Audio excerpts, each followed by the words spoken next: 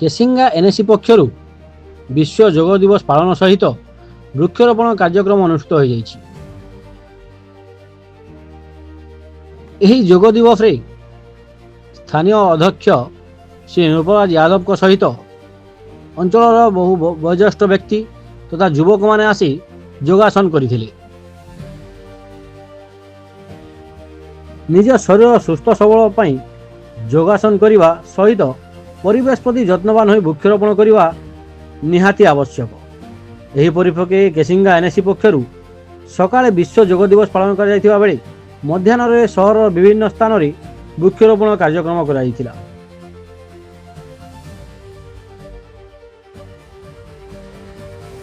Kesinga NAC ପକ୍ଷରୁ ବୃକ୍ଷରୋପଣ କାର୍ଯ୍ୟକ୍ରମ ଆଜି ନୂଆ ନୁହେଁ।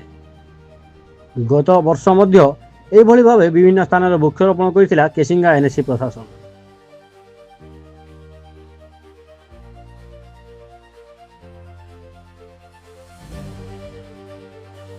ଏନ୍ଏସି ଅଧ୍ୟକ୍ଷ ଶ୍ରୀ ନୃପରାଜ ଯାଦବଙ୍କ ସମେତ ବିଭିନ୍ନ ୱାର୍ଡର କାଉନସିଲରଙ୍କ ସମେତ ଏନ୍ଏସିର କାର୍ଯ୍ୟକର୍ତ୍ତାମାନେ ବୃକ୍ଷରୋପଣ କାର୍ଯ୍ୟକ୍ରମରେ ସାମିଲ ହୋଇଥିଲେ।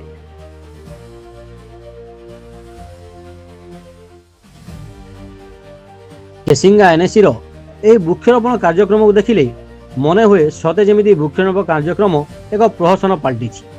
ଆମେ ଏଥିପାଇଁ ପ୍ରହସନ ଶବ୍ଦଟିର ବ୍ୟବହାର କରିଛୁ। ଆମେ ଆପଣଙ୍କ ସାମ୍ନାରେ ଯେଉଁ ଦୁଇଟି ଚିତ୍ର ଦେଖାଉଛୁ, ଗୋଟିଏରେ ଯୋଗ ଦିବସ ଦିନ ମା ପାଇଁ ଗଛଟିଏ କାର୍ଯ୍ୟକ୍ରମ ଆନୁକୂଲ୍ୟରେ ଏନ୍ଏସି ପ୍ରଶାସନ ଦ୍ୱାରା କେସିଙ୍ଗା ବ୍ଲକ ଡୁମରମୁଣ୍ଡା ସ୍ଥିତ ଡମ୍ପିଂ ୟାର୍ଡ ପରିସର ଓ କେସିଙ୍ଗା ନୂତନ ବସଷ୍ଟାଣ୍ଡ ପରିସରଠାରେ ବୃକ୍ଷରୋପଣ କରାଯାଇଛି।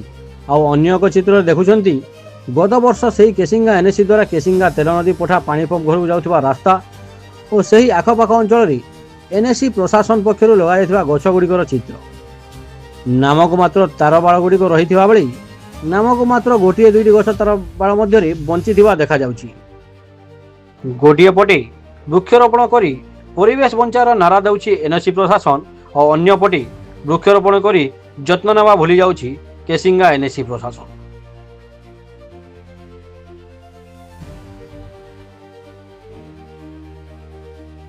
ଗଛ ଲଗାଇଲେ, ଫଟୋ ଉଠାଇଲେ ଓ ସାମାଜିକ ଗଣମାଧ୍ୟମ ପୋଷ୍ଟ କରି ବାହା ନେଲେ, ହେଲେ ଗଛର ଯତ୍ନ କରିବା ଭୁଲିଗଲା ଏନ୍ଏସି ପ୍ରଶାସନ।